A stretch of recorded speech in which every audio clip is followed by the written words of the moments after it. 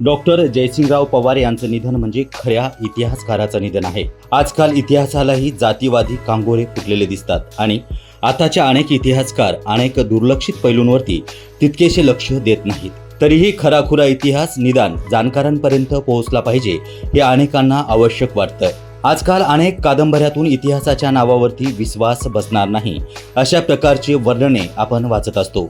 पंडित जवाहरलाल नेहरू यांनी विश्व इतिहास की झलक या आपल्या पुस्तकात छत्रपती शिवाजी महाराज यांच्याबद्दल काही अवमानकारक वाक्ये लिहिली होती। त्यांचा प्रचंड प्रतिवाद झाल्यानंतर नेहरू जेलमध्ये बंद होते। यावेळी त्यांच्यापर्यंत संदर्भासाठी जी पुस्तके आले असतील त्यावरून त्यांनी ते लिहिले असेल।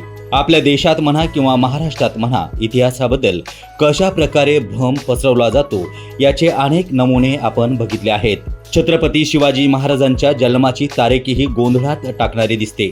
म्हणजेच महाराजांचा जन्म तारखेबद्दल 100% एकमत नाही। किमान छत्रपती शिवाजी महाराज यांनी महाराष्ट्रात जन्म घेतला हे तरी सर्व इतिहासकार मान्य करतात हे आपलं भाग्यच समजलं पाहिजे। अशा वातावरणात एखादा इतिहासकार अगदी तटस्थ बुद्धीने खरा इतिहास लिहिण्याची यशस्वी प्रयत्न करतो ही बाब अत्यंत महत्त्वाची ठरते। आजचे वर्तमान हा उद्याचा इतिहास असतो, त्यामुळे कालचा इतिहास मनात कोणत्याही किंतु परंतु न ठेवता समाजासमोर मांडणं हे खरं निर्विवादपणे ऐतिहासिकच मानलं पाहिजे। डॉक्टर जयसिंग पवार यांनी मध्यमयुगीय भारतात पराक्रम गाजवणाऱ्या मराठ्यांचा इतिहास अगदी तंत्रशुद्ध, तिथिशुद्ध आणि घटनाशुद्ध प्रकारे लिहिला आहे। तो इतिहासाचा आधारवर आज इतिहास झाला आहे। डॉक्टर अप्पासाहेब पवार यांनी शिवाजी विद्यापीठातून मराठा इतिहासाचे संशोधन कार्य सुरू केलं होतं। त्यांचे संशोधन त्यांनी त्यांच्या ओजस्वी आणि निपक्षपाती लेखणीद्वारे जाणकारांपर्यंत पोहोचवलं। छत्रपती संभाजी महाराजांच्या सख्या नातलगांचा शूद्र वृत्तीमुळे औरंगजेब यांच्याकडून झालेल्या खुनाचा पडसाद जबरदस्तपणे उमटलेला दिसतोय।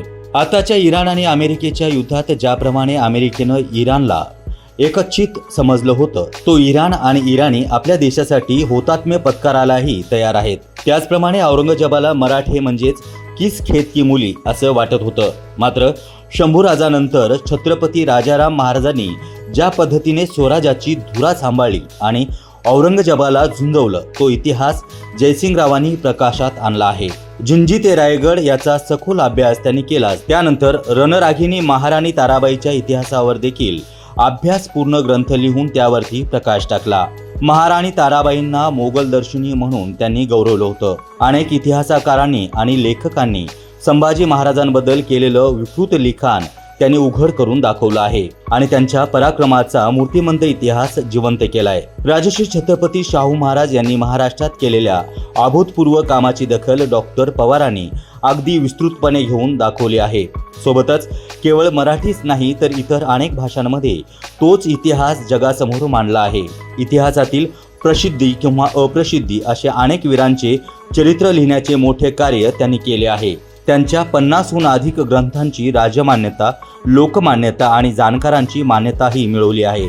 त्यांचे 45 शोधनिबंध म्हणजे त्यांच्या संशोधन कार्याचे जिवंत दाखलेच आहेत। डॉक्टर पवार यांनी छत्रपती शिवाजी महाराजांचं चरित्र विशेष परिश्रम घेऊन वस्तुनिष्ठपणे मांडण्याचं ठरवलं होतं। त्यांचे काही प्रकरणही लिहून झालेली आहेत। त्यांच्या आकस्मित जाण्याने त्यांचा हा संकल्प अपूर्ण राहिला हे महाराष्ट्राचं दुर्दैवच म्हणावं लागेल। आपले अनेक इतिहासकार केवळ स्वतःला सत्य वाटेल ते मांडतात। त्यांचा अनुभव आपण अनेक वेळा घेतला आहे। छत्रपती शिवाजी महाराजांचं सत्य आणि वस्तुनिष्ठ पद्धतीने लिहिलेलं चरित्र आपल्या समोर आलं असतं, पण जयसिंगरावाच्या निधनानं हे कार्यही अपूर्णच राहिलं आहे। ही गोष्ट सुद्धा त्यांच्या निधना एवढीच शोकाची बाब आहे। हा अभ्यासू, निपक्षपाती आणि सत्यनिष्ठ इतिहासकाराला आमचा प्रणिपात।